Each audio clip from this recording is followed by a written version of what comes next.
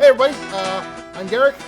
This is Kainoa. Yeah. He's my new special guest for our first impression review show. And this week is an amazing week because we cover, in my opinion, a great party Mexican standoff game called Cash and Guns. Cash and Guns. Yeah, you can see we have home guns. What? What are these? What? I have no idea what you're talking about. No, just fling them around like this. What? No, it's the... Yeah. You can see why we call this a party game. Totally a party game. Totally a party game. So we're talking about Cash and Guns. Like I said, it's, to me, in my opinion, it is a Mexican standoff party game. And one thing that really kind of captures my imagination about this game is the director, Robert Rodriguez. So you may know him from all the films that he's done, which he's personally directed, edited, as well as done the soundtrack music too. So he's an all-around kind of guy. But what really brings his style to life is his action sequences, which to me this game captures. Have you ever seen his movies before? Yes. Definitely some over-the-top action sequences. Yeah. Once Upon a Time. In Mexico. In Mexico. Yeah. Because that's the other end of that. That's the other end of it. Because if you said the other thing, it would have been the Disney version when he did El Mariachi. That was so good. That was the very first thing. It's completely done in Spanish, and it is about the Mexican background, and particularly about the character that he later develops when he's signed by a big movie company. I'm talking about Desperado, featuring Antonio Banderas. Robert Rodriguez also introduces Danny Trejo to the cinematic universe. You're talking about the guy who does Machete? Yes. Oh man, now I know who that is. Right. And it's great because, again, that captures this game right here, Machete. I would just let him have everything. Dude, he gets everything. He Yeah, gets right? he gets ladies in hot tubs. Yes, Yeah. that is what he gets. So with this game, there's several steps that you need to go through, right? Yes, So can we go over the steps? we totally can. Cool. What's the first thing we need to do?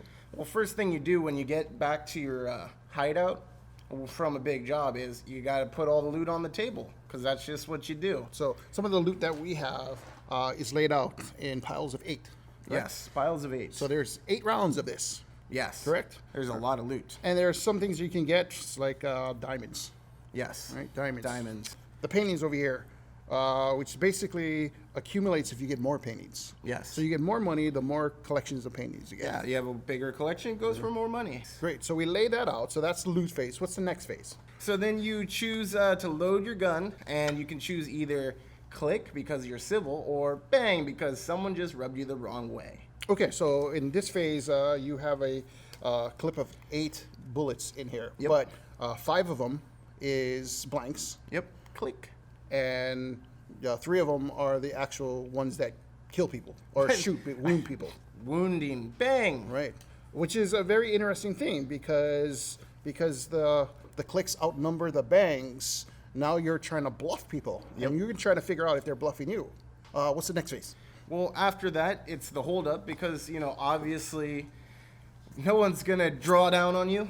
Right. What you guys got? So it's the actual Mexican standoff at that point, Yep. where the guns come out and everybody's looking at each other. Yeah, you choose the guy that you just don't trust the most and point your gun at him. What's the next phase? Well, the next phase is the Godfather's privilege. One player in the game will be the Godfather every round. As if I am the Godfather. Yep. And I call the shots. I can tell somebody that's in our circle to point his gun at a different person.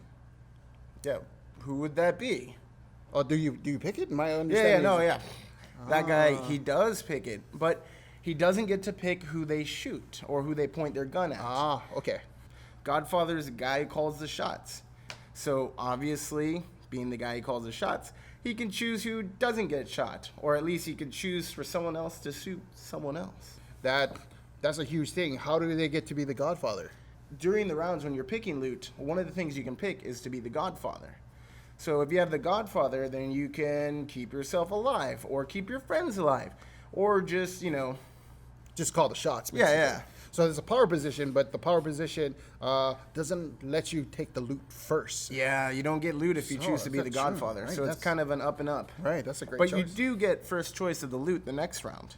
That's awesome. Which That's- is good. That's a great component in the game. Well, the next phase is called the courage phase. And that's just whether or not you have the cojones to stare down the barrel of that gun and see if it's a click or it's a bang. So, Cojones. cojones. Do you know what that mean? And how do we do that? We basically lay the characters down. So if they didn't have the table in front of them and guns are pointing at them. You just hit the deck. Luca's like, oh man, I don't want to be shot. Jumps down.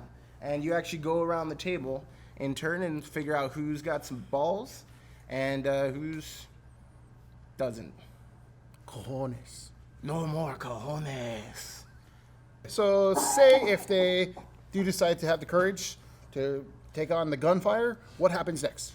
Well, that's when you just stare down that gun. You're like, oh man, I bet you don't have any balls to load that gun. And then they will throw down their card, flip the card, and you'll either get click because you're a nice guy or bang because you're not a nice guy. So it's a reveal stage. You just Yes. reveal what you shot. Yes. So my understanding is if they're pointing at somebody and they lay down, you don't need to reveal your card. You can just slide it back into the spent chamber, right? Yeah, I mean, that's kind of cool because it kind of keeps your cards on the down low. And Right. being good at bluffing people, might be useful Right. in a bluffing game. Right. Cool. And then I think we're on one last phase, correct? Because every time a bang goes off and someone decided to be a hero, they get one of these cool things, which is a boo-boo or Band-Aid. It's just a Band-Aid. Looks. So like Pedro over here. Bang, oh man, they also fall down. And they can't partake when they get shot. So they get band-aids when they get shot, Pretty much. and then we split everything. We split the loot. Yeah, the remaining people that are either standing because they got cojones, or someone was gentleman-like and didn't shoot them in the face. Totally not me. Then they divide it up, starting with the Godfather or the person to the left of the Godfather, because it goes clockwise. Because that's the thing you do in games. Oh. And then you divide up the loot, and one of the things you can pick, Godfather's table, and you just go from there. And you're just trying to get the most loot out of all of it and survive. So sometimes it's good to jump down. So the winner of the game has the most wealth, the most loot. Yes. Correct. Awesome. And if you do happen to get shot 3 times, then you might be dead. Well, I would And- figure that. I mean, you would be bleeding to death, wouldn't you? You just don't get a 4th Band-Aid. It's just the 3rd Band-Aid's the last one. We run out and you got to go to the hospital. Yeah, that makes Yeah. perfect sense. That's pretty cool. What's your first impression of the game? No, I thought it was really cool because if you ever watch like The Godfather, those gangster movies, and everyone gets back, and then there's always this mistrust among the groups, and it's just great because you can bluff your friends and have a good time with it. And Absolutely. I always get shot to You death. always get shot to death? Yeah, pretty much. Bullets. Bullets! My only weakness. Ugh. My first impression of the game is that, but just by looking at the box, it's very cartoony. I recognize that the artist also did the Munchkin cards, correct? Yeah. And then I also recognize some of the Munchkin characters are in this. Nikita, for instance, is in the Spy game. So I'm just putting that out there. But that's what made me recognize the game in the first place. It's like, hey, that's a Munchkin kind of thing, but it's not. It brings an element of just fun to it, Yeah. And again, I think it's a great party game because you have to play with multiple people. I think for this particular version, you can host 8 people. Oh, that's a great thing. And then you're doing a Mexican standoff with 8 different people. You know what I mean? It gets really hairy. What says the man with the beard? What are you implying here? And that's my first impression of you, of Cash and Guns.